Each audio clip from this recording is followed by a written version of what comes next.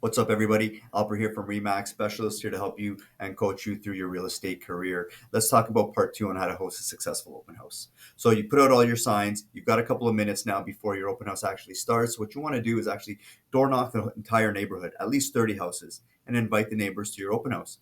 Ask them, hey, who do you know that'd like to move into your area? Do you have any friends or family that'd love to move in?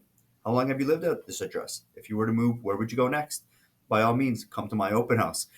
You want to make sure you're creating some buzz to your open house so people are actually coming in. If not buyers, neighbors who want to eventually sell. That's one of the main things that I love to do to create some buzz and to generate a couple of more leads, but to also get some more action to the house I'm trying to sell. You also want to capture people's information. Some way to get real information is to have some sort of contest. Guess the price right of this house and win $25 gift card, or everybody that comes to my open house will be in a draw to win something. These are ways to capture good information and also just makes it fun and light. So those are a couple of cool things that I like to do to get more people into the house, generate some more leads, and a great way to actually get real contact information.